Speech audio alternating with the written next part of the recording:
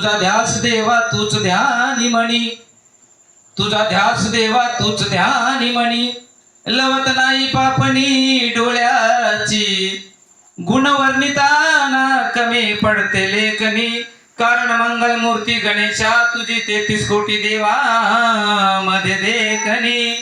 ओ रब करे मुझको प्यार हो गया है, स्वानंदे आनंदे लागू तव पाया. शुभ कार्याला पूजुया